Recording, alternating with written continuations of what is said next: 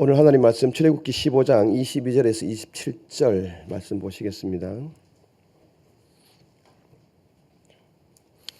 출애굽기 15장 22절에서 27절 교독하시겠습니다. 모세가 홍해에서 이스라엘을 인도하며 그들이 나와서 수르 광야로 들어가서 거기서 사흘 길을 걸었으나 물을 얻지 못하고 마라에 이르렀더니 그곳 물이 써서 마시지 못하겠으므로 그 이름을 마라라 하였더라. 백성이 모세에게 원망하여 이르되 우리가 무엇을 마실까 하며 모세가 여호와께 부르짖었더니 여호와께서 그에게 한 나무를 가르치시니 그가 물에 던지니 물이 달게 되었더라. 거기서 여호와께서 그들을 위하여 법도와 율례를 정하시고 그들을 시험하실세. 이르시되 너희가 너희 하나님 나 여호와의 말을 들어 순종하고 내가 보기에 의를 행하며 내 계명의 귀를 기울이며 내 모든 규례를 지키면 내가 애굽 사람에게 내린 모든 질병 중 하나도 너희에게 내리지 아니하리니 나는 너희를 치료하는 여호와임이라. 그들이 엘림에 이르니 거기에 물샘 12과 종려나무 70그루가 있는지라. 거기서 그들이 그 물 곁에 장막을 치니라. 아멘. 복된 주일에 하나님께 예배드리러 나오신 판교성전과 강남성전 영상으로 함께 참석하고 계신 여러분을 환영합니다. 오늘도 하나님을 만나는 은혜의 예배가 되었으면 좋겠습니다. 우리 앞뒤자와 한번 인사 나눌까요? 잘 오셨습니다. 반갑습니다.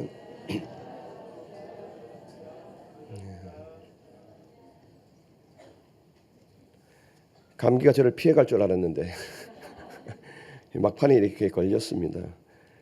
아직도 조심하셔야 될 것 같습니다. 우리 지금 감기 아직 계속 돌고 있는 것 같아요. 각자 신경 써 주시기를 바라고. 자, 우리 지난주에는 우리 홍해를 하나님의 은혜 가운데 건넌 이스라엘 백성들 모세와 함께 장정 50만 명이 대교회 합창을 하죠. 노래를 부르죠.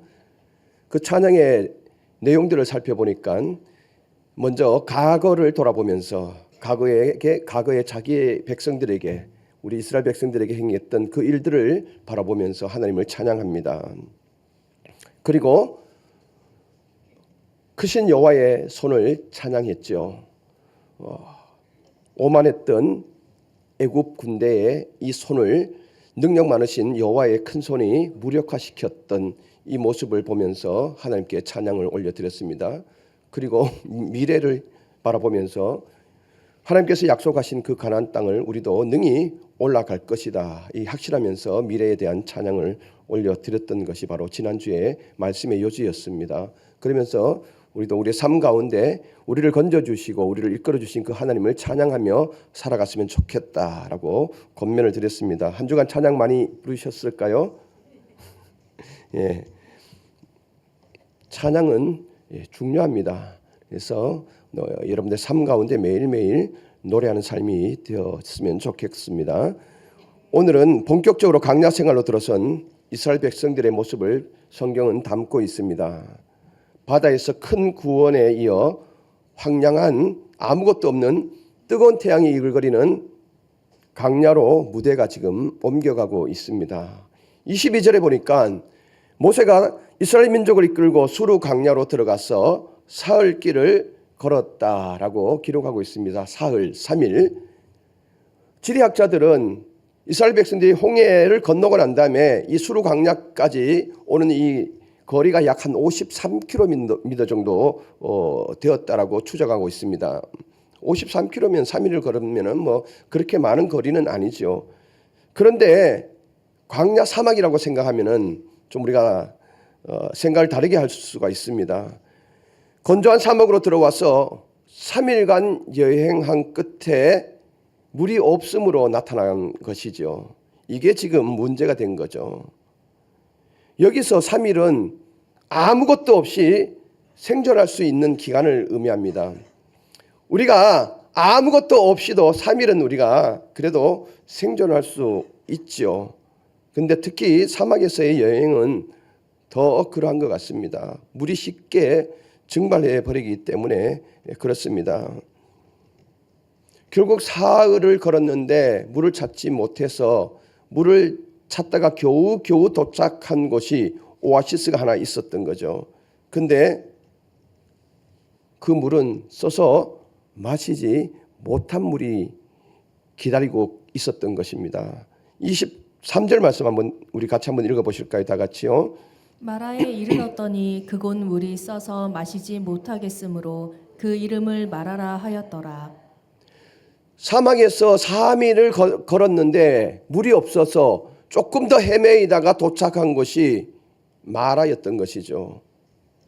물은 있는데 도저히 있어서 마실 수 없는 그런 곳에 도착한 거예요.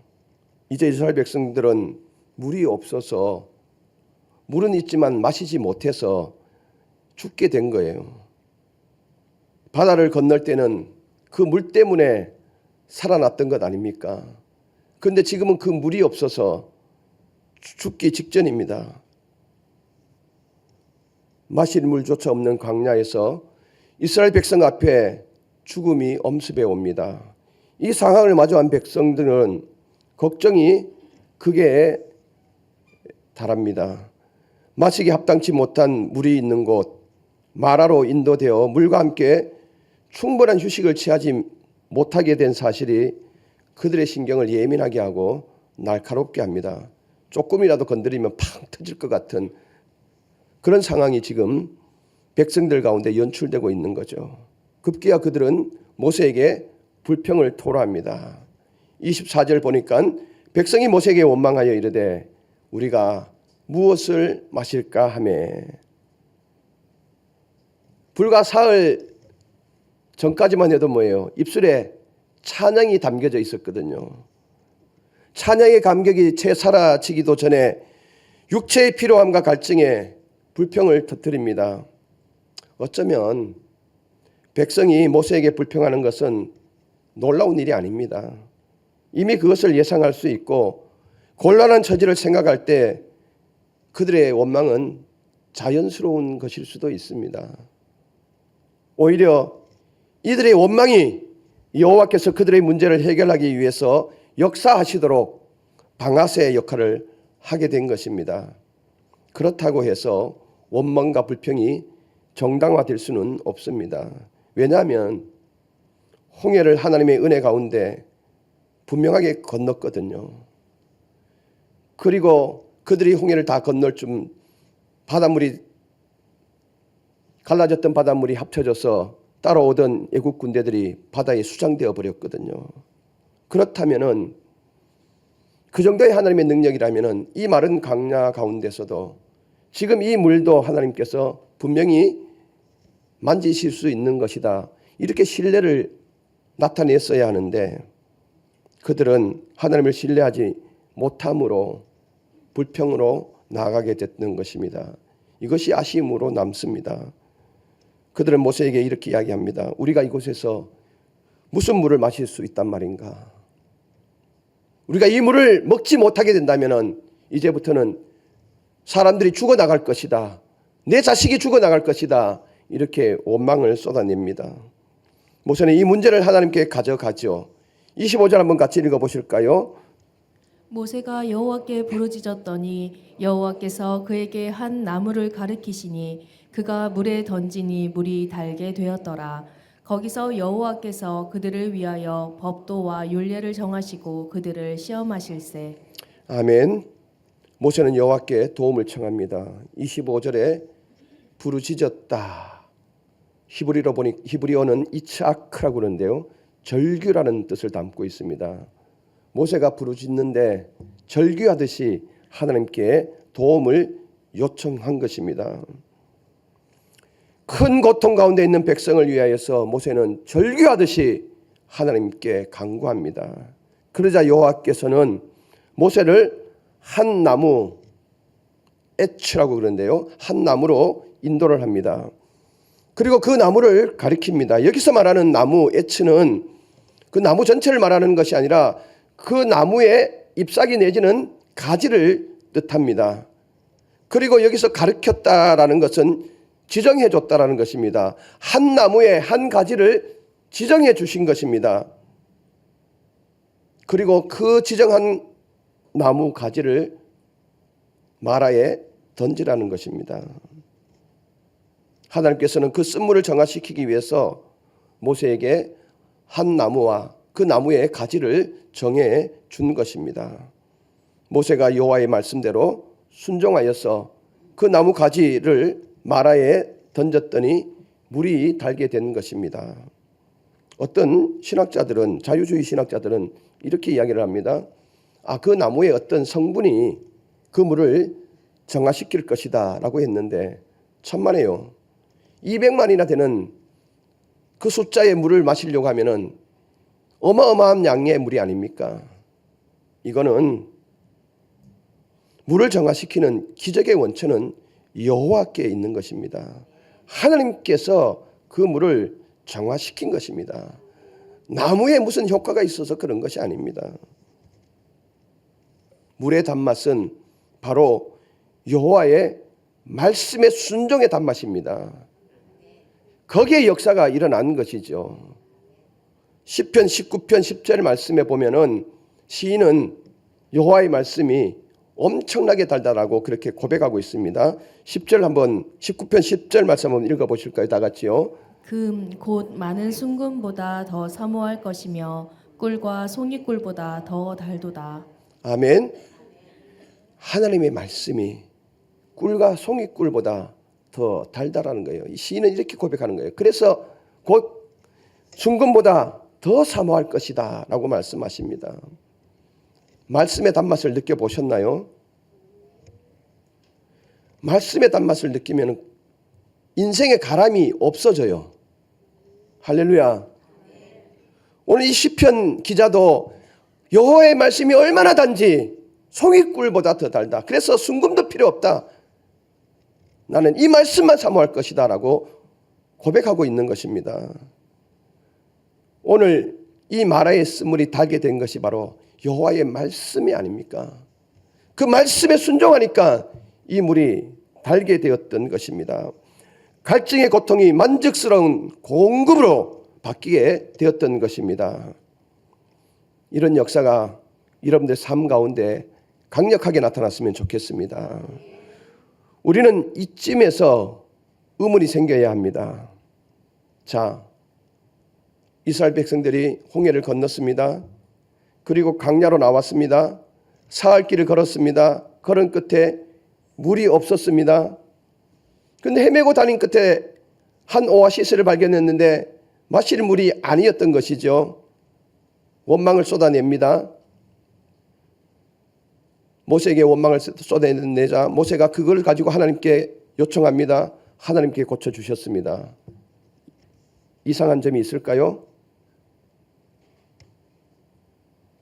우리는 여기 질문이 있어야 됩니다. 성경을 깊이 봤다면 백성이 불평하고 있지 않습니까? 원망하고 있지 않습니다. 그럼에도 불구하고 하나님은 그 불평에 대하여 어떤 말도 어떤 행동도 하지 않는다라는 것입니다. 어떤 부분에 가서는 하나님이 불평하면 가차없이 제재를 가하시거든요. 민수기 11장 1절 말씀 한번 보실게요. 여호와께서 들으시기에 백성이 악한 말로 원망하매 여호와께서 들으시고 진노하사 여호와의 불을 그들 중에 붙여서 진영 끝을 사르게 하시매. 아멘. 아니 여기는 불평하자마자 원망하자마자 뭐예요?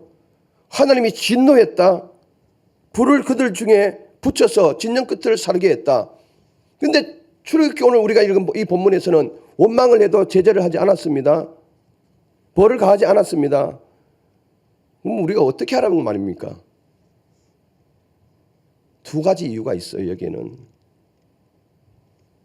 왜 이런 차이가 있는지, 어느 때는 그냥 넘어가시고 어느 때는 벌하시는데 여기는 어떤 차이가 있는지 두 가지로 생각해 볼 수 있습니다. 중요한 부분입니다. 먼저 출애굽기 15장에 나타난 백성들의 불평은 합법적이라는 것입니다. 합법적으로 볼 수 있다는 것입니다. 정당하다는 게 정당하다는 거예요. 왜냐하면 어느 곳에서도 물을 마실 수 없고 특히 사막 한가운데 있을 때에 그것은 삶의 존폐 여부가 달려있는 거거든요. 내 삶이 죽느냐 사느냐 여기에 달려있다는 것입니다. 지금 위기 상황이라는 거예요. 물이 없다면 더 이상 생명을 지속할 수 없는 거죠. 지금 이 공간 가운데 산소가 없다면 여러분 몇 분 견디시겠습니까? 호흡이 긴 사람은 5분 정도 견딜까요? 거의 5분 안에 우리는 다 죽게 됩니다. 이 공간에 산소가 없다면 우리는 몇 분만 생존할 수 있는 거죠. 물이 없다면 며칠만 생존할 수 있고 음식이 없다면 몇 주 정도만 생존할 수 있습니다. 하나님이 이 생존에 관해서는 원망을 하더라도 그 원망을 하나님이 품으신다라는 거예요. 좋으신 하나님 아니십니까? 반면에 민수기 11장의 불평은 실제적인 필요가 아니라는 거예요. 조금 살다가 불편하다는 거예요. 불편하다는 것. 가상의 필요에 관한 것입니다. 그들의 고난에 대해서 불평했다는 거예요. 좀 불편한 부분에 대해서 불평을 했다는 거예요. 이거는 생명에 지장이 있는 것이 아니에요. 그런 부분에 대해서는 가차없이 하나님은 제재를 가하신다는 것이에요. 이처럼 여호와는 생사와 직결된 부분에 대하여서는 그 원망조차도 당신의 아픔으로 끌어안아 주시는 분이심을 꼭 기억하시기를 바랍니다. 예수께서도 제자들에게 너희는 이렇게 기도하라. 오늘 우리에게 일용할 양식을 주옵시고. 뭡니까? 오늘 생명을 유지하기 위해서 필요한 양식을 아빠 아버지께 구하라. 그렇게 가르치신 것입니다. 그러니까 생명 앞에서는 하나님께서 이 모든 것을 받아주신다는 거예요. 그러면 여기에 우리의 소망이 있는 거죠. 혹시 여기에 앉아 계시는 성도님들 중에 의도하지는 않았는데 너무 아파서 죽을 만큼 너무 힘들어서 혹시 하나님께 원망을 쏟아내고 있습니까? 하나님은 그 원망마저도 품으시는 사랑의 하나님이십니다. 그 원망을 품으시고 여러분들의 문제를 해결해 주실 것입니다. 그러니까 부디 힘내시기를 바랍니다. 아파도 죽을 만큼 고통스러워도 하나님이 그것을 끌어안으시기 때문에 원망을 쏟아낸다 할지라도 하나님은 그걸 받으시고 여러분들의 문제를 해결해 가실 것입니다. 힘을 내시길 바랍니다. 이게 원망에 대한 하나의 기준입니다. 생사 앞에서는 하나님은 그 원망도 끌어안으신다. 원망에 대한 또 하나의 기준은 시내산 이전의 삶과 이후의 삶으로 나눠집니다. 율법이 언제 주어졌습니까? 모세가 이 백성들을 이끌고 시내산에 도착했을 때 그 시내산에서 율법이 언약이 주어지지 않습니까? 그래서 시내산 이전의 삶을 광야 1기의 삶이라 그러고 시내산 이후에 율법이 주어진 다음의 삶을 광야 2기 삶이라고 말을 합니다.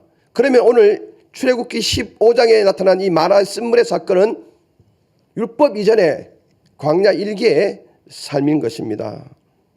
그러니까 언약 이전에 지은 죄는 내가 묵과하겠다라는 거예요. 그리고 언약이 주어진 다음에는 그것에 대해서는 내가 그 언약에 기초하여서 그 백성들을 판단해 가시겠다라는 것입니다. 이것은 우리의 삶에서 매우 중요합니다. 예를 들어서 결혼하기 전에는 이 사람 저 사람 만나는 거 괜찮지요? 너무 보수적인가 여기는? 오로지 한 사람만 만나야 되는 거예요? 대답 안 했어. 우리 교회 너무 보수적인가? 결혼 전에는 이 사람 저 사람 만나서 성격을 맞추어 이 사람이 나하고 성격이 맞는지 품성이 맞는지 또 살아가는 환경이 맞는지 이런 여건들을 맞추어야 되잖아요. 그래 이 사람 저 사람 만나보고 신중하게 결정을 해야 되는 게 맞죠. 그래서 결정을 하고 결혼을 합니다. 그러면 언약관계에 들어온 거예요. 그 다음부터는 이 사람 저 사람 만나면 됩니까? 절대 안 되죠. 절대 안 됩니다. 왜냐하면 이미 이 사람과 언약을 맺었기 때문에 이제는 둘만 바라봐야 되는 상황인 거죠.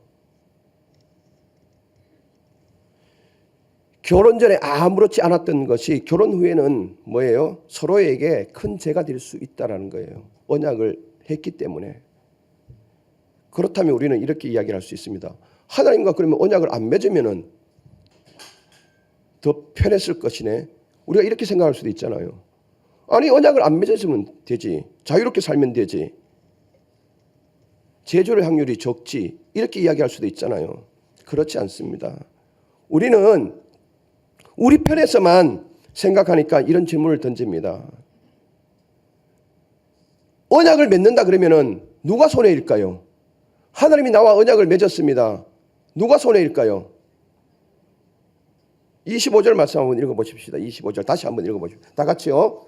모세가 여호와께 부르짖었더니 여호와께서 그에게 한 나무를 가리키시니 그가 물에 던지니 물이 달게 되었더라. 거기서 여호와께서 그들을 위하여 법도와 율례를 정하시고 그들을 시험하실세. 아멘. 여호와께서 누구를 위하여요? 그들을 위하여, 이스라엘 백성을 위하여서 법도와 율례를 정하셨다라고 분명하게 말씀하고 있습니다. 하나님 자신 당신을 위해서 율법 언약을 맺은 것이 아니라 이스라엘 백성을 위하여서 법도와 율례를 정하셨다라고 말씀하고 있습니다. 그래서 율법, 이 언약은 매혹적인 특징이 있습니다. 이것만 알면 여러분들 이것 가지고 하나님께 당당히 나갈 수가 있습니다. 율법과 언약은 매혹적인 특징이 있는데요. 그것은 하나님이 이 율법, 이 언약에 제한을 받으시는 분이랍니다. 할렐루야. 이해가 되세요? 하나님은 당신의 백성과 언약을 맺으시고 율법을 주셨습니다. 이는 백성들도 이 율법으로 구속하지만 당신도 이 율법에 제한을 받게 되어 있습니다. 이스라엘 자손이 율법을 확실히 지킨다면 조건을 걸고 있잖아요. 하나님은 그들을 온전히 지키겠다고 약속하셨습니다. 이게 바로 당신을 제한하는 것입니다. 하나님은 그냥 당신 편한 대로 마음대로 하실 수 있죠. 말씀을 지키든 안 지키든 순종하든 하지 않든 어떤 문제에 대해서 벌을 주실 수도 있고 벌을 안 주실 수도 있는 분이 하나님이십니다. 마음대로 하실 수도 있지요. 하지만 하나님은 사랑이시기에 당신이 선택한 자와 언약을 맺으시고 그것을 지키면 나도 너희를 지켜줄 것이라고 하는 제한을 걸어 놓으신 것입니다. 그래서 우리는 이 율법, 이 언약을 은혜라고 부릅니다. 은혜. 그렇지요. 더 쉽게 한번 설명해 드리겠습니다. 자녀들과 어떤 약속을 걸 때가 있지요. 손주들과도 약속을 걸지요. 그렇죠. 이번에 너 성적이 올라가면 너가 갖고 싶은 것 사줄게. 약속을 합니다. 그러면 아빠가 이 자녀의 약속을 거는 것이 자기를 위한 것입니까? 자녀를 위한 것입니까? 정말요? 내 어깨 뽕이 올라가기 위해서 그런 거 아니고 혹시 그런 것이라면 여러분들 회개하십시오. 자녀가 잘 되기 위해서 약속을 그런 거 아닙니까? 근데 이 자녀가 열심히 공부해서 성적이 쑥 올라갔어요. 그러면 이 자녀가 아빠 볼 때마다 뭐라 그러겠어요? 올라온 성적표를 가지고 와서 요즘 성적표 나오는지 모르겠어요. 등수는 표시 안 되죠. 어쨌든 옳은 성적을 가지고 와서 아빠에게 드립니다. 아빠 자전거. 저녁에 들어가서 밥 먹기 전에 아빠 자전거. 그 다음날 또 출근하기 전에 뭐예요? 아빠 오늘 꼭 자전거. 아빠는 이 제한이 걸려 있는 거예요. 약속을 걸어놨기 때문에. 바로 이 말씀인 거예요. 하나님이 우리를 위해서 이 율법과 언약을 주신 것은 당신 스스로 제한을 걸어놓은 거예요. 이걸 지키면 내가 너도 지켜주겠다라고 하는 이 제한을 걸어놓으신 거예요. 이게 바로 사랑이라는 거예요. 이게 바로 은혜라는 거예요. 우리가 이 은혜 때문에 오늘 또 살아갈 수 있는 거예요. 힘들어도 우리가 이 조건을 걸면은 하나님이 우리의 문제를 해결해 주신다는 거예요.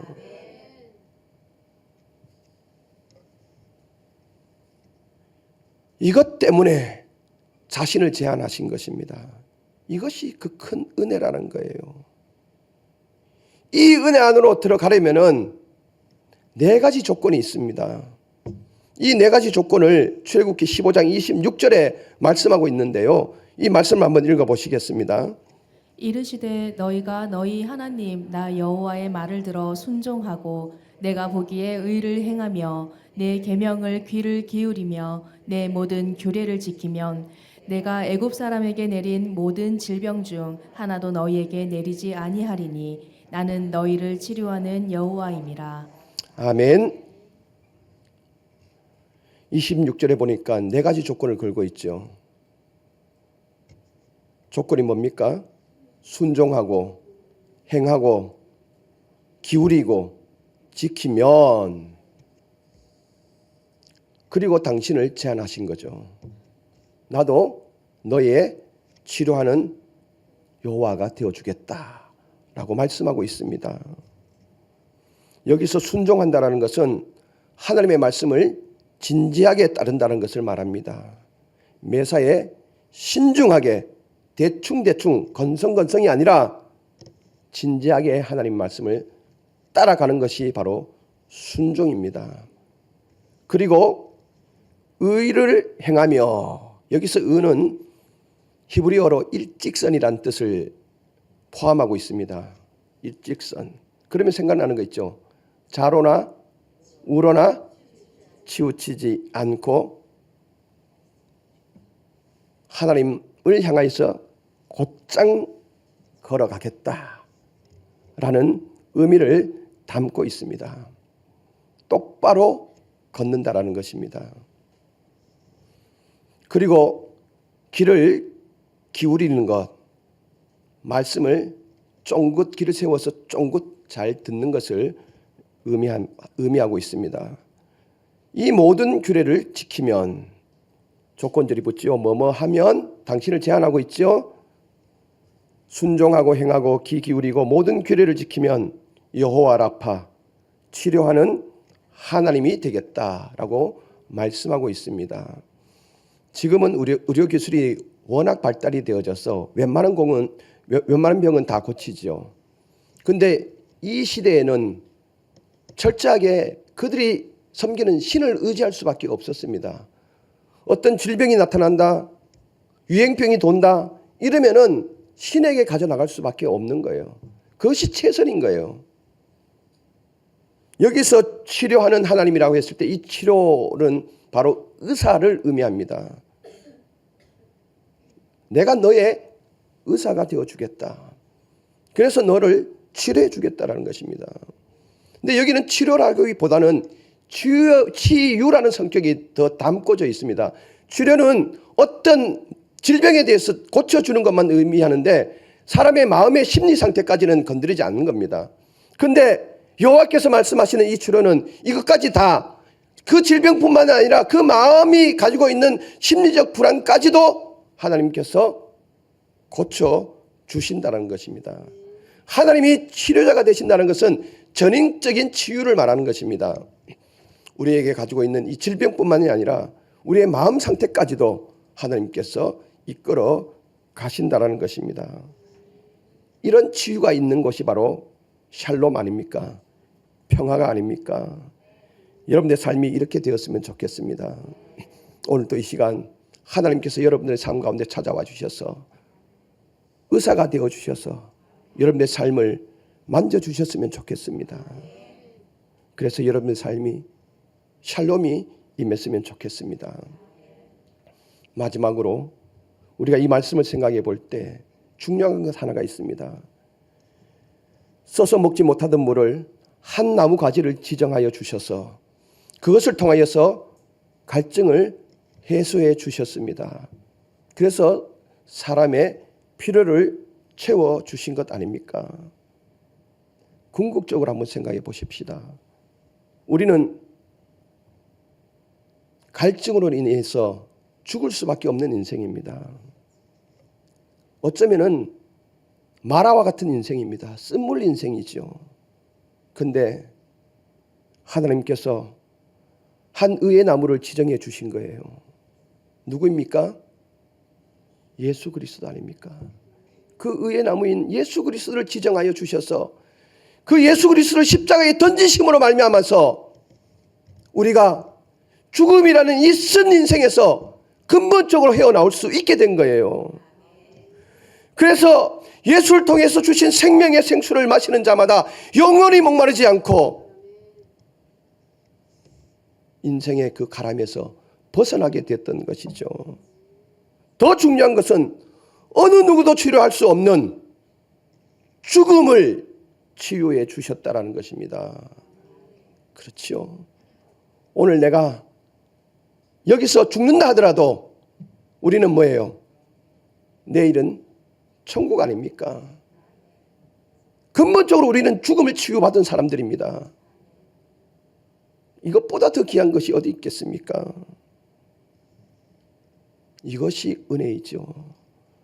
하나님의 언약은 당신을 제한하셔 가면서까지 인간을 사랑하셨기 때문에 우리에게 크나큰 은혜를 베풀어 주신 것입니다.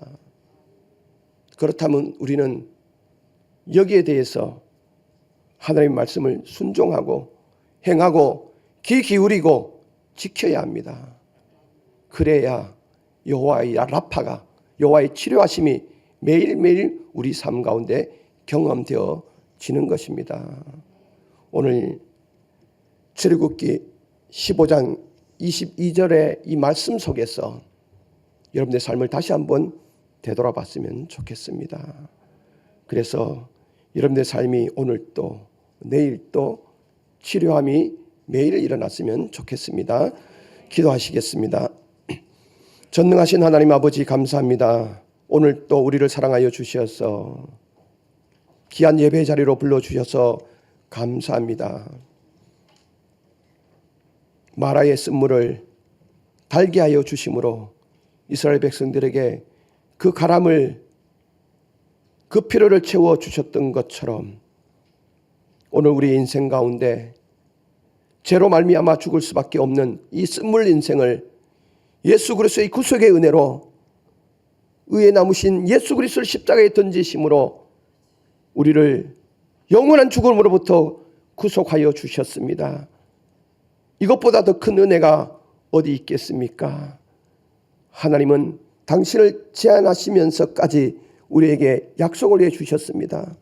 우리가 그 약속을 순종하고 행하고 귀 기울이고 지키면은 여호와 라파, 치료하시는 하나님이 될 것이라고 분명 우리에게 제안을 걸어 주셨습니다. 우리가 이렇게 살아감으로 말미암아서 순간순간 치료해 주시는 그 하나님을 경험케 하여 주시옵소서. 예수 그리스도 이름으로 기도드리옵나이다. 아멘.